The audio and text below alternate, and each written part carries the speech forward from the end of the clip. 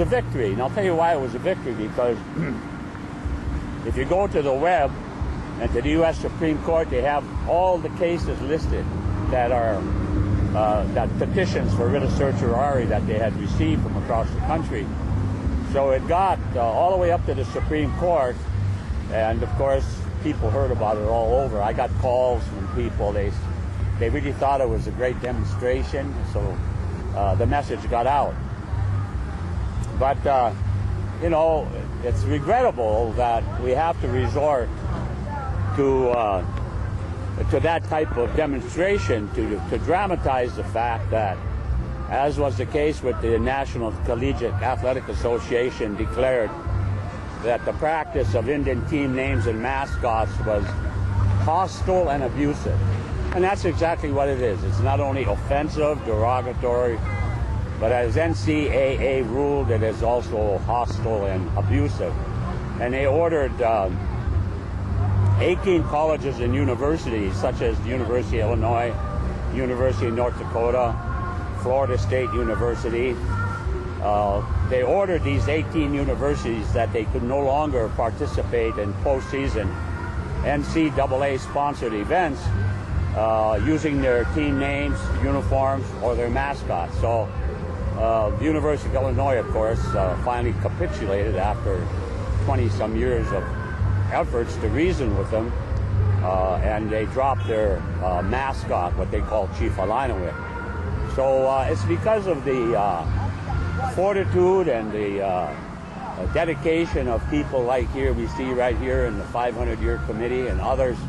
It's because of their dedication that we're really bringing about change nationwide. And of course, you're yourself, Dave, you're a member of the great Seminole Nation, and we've been dealing with the Florida State University, who actually had the name Seminole copyrighted, I understand. So here they copyrighted your whole identity. Right. And maybe you'd want to say something about that, what we're doing now in terms of the Florida State University. My name's Dave Narkame.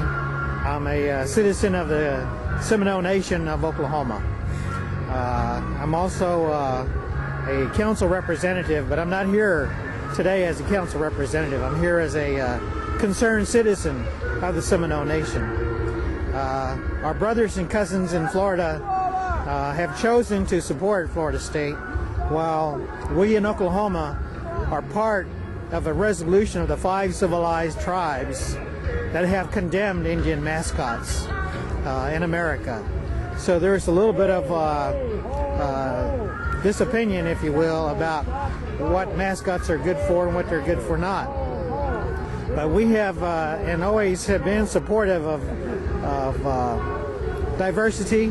We've always been supportive of positive images and always been supportive of progressive changes in the Seminole Nation of Oklahoma.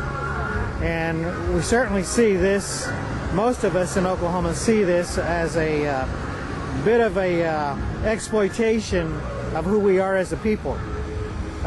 For Florida State, they have the audacity, if you will, to legitimize our name for their own benefit and to copyright our name for their benefit so they can sell merchandise to put money in their pockets, which seems kind of inappropriate at minimum for us as a people.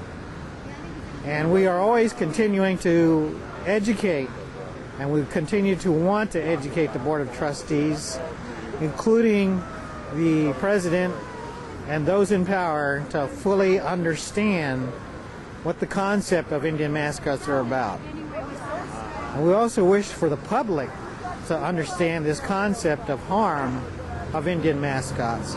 And it doesn't matter of the fact that if you even have a nation that approves of a mascot by the passage of a resolution, still does not make it correct or makes it right. There is no merit, there is no moral justification to have an Indian mascot. If you go to a website, you can see the numerous number of organizations, Indian and non-Indian, that support the elimination of Indian mascots across America today. And we can honestly say that if we eliminate this form of racism of Indian people, this is one of the last bastions that America supports as far as a racist stand on a group of people that have been here since time immemorial. And we have been here to work together with the community, but have always been exploited at every turn, it seems, to be taken advantage of our goodwill, our willingness to trust, and our willingness to work together.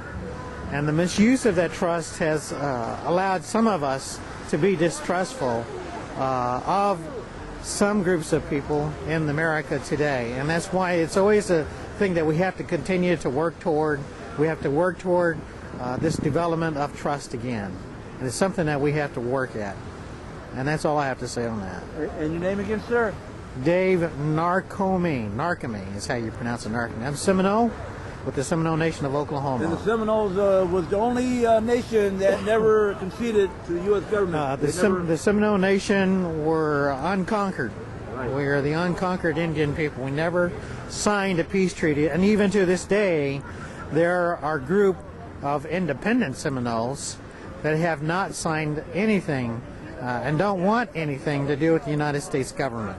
And so as a result of that, some of those individuals don't have a social security card or driver's license. They don't want nothing to do with the United States government to this day. So. Pretty heavy. Well, hey, God bless you, brother, and thank you very much for being here. What do you think about this protest against the mascot, Chief Wahoo, brother? This is on. Oh, I respect it. I like what you guys stand for, and you have every right to believe in what you believe. Well, thank you very much. Do you think a lot of people in there are getting sick and tired of the little Chief Wahoo racist mascot? I hear there are some people that are. There are a lot, but in this area, the logo is still pretty popular, but I know quite a few people that disagree with it. Well, hey, thanks a lot for your wisdom there, little brother. Thank you. Thank you for having. Getting everybody organized to get back to their cars. Some people are going to go back right now and get their cars, and then everybody's going to meet at the Renaissance so that we can get everybody, or Radisson, and so that we can get the people that are going to stay back to their cars as well, so we can all meet at Pilgrim, if that makes any sense. Yes. So I just want to kind of close up. Again, I wanted to thank you guys for coming out, showing your support.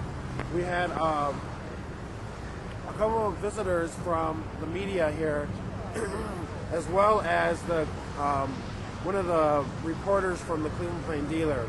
And we're actually going to be creating a meeting pretty soon with the Plain Dealer and talk about, to negotiate some plans and about removing Chief Wahoo in the logo. So All right! in the right direction. So we're going to Kick some butt? yeah. That's what I was thinking. So we're going to